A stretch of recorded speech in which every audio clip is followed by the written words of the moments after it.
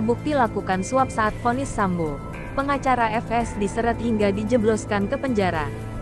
Namun sebelum kita lanjut, kalian jangan lupa klik tombol subscribe dan like ya guys, agar kalian tetap update berita-berita dari channel ini.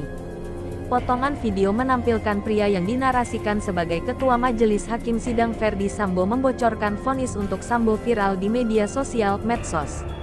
Kuasa hukum Ferdi Sambo, Arman Hanis, memilih fokus terhadap proses hukum kliennya. Kami melihat perbincangan di media sosial terkait hal tersebut.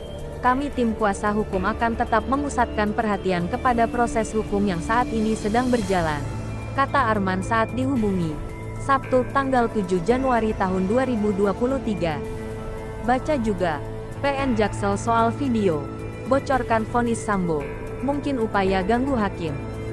Arman menuturkan pihaknya berharap proses peradilan berjalan objektif dan imparsial.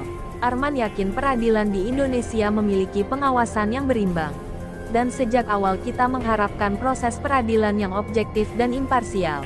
Kami percaya sistem peradilan kita telah memiliki mekanisme pengawasan yang berimbang, ujarnya. Untuk diketahui, Hakim Wahyu Iman Santoso merupakan hakim ketua dalam perkara pembunuhan berencana Brigadir Yosua Huta Barat dengan salah satu terdakwanya ialah mantan Kadif Propam Polri Ferdi Sambo.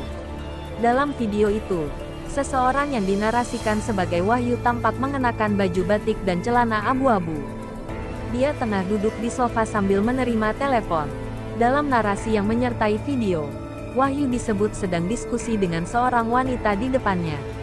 Namun, tidak diketahui sosok wanita itu. Dalam video itu, orang yang disebut sebagai Hakim Wahyu mengatakan tidak butuh pengakuan dari Ferdi Sambo. Bukan, masalahnya dia nggak masuk akal banget dia nembak pakai pistol Yosua.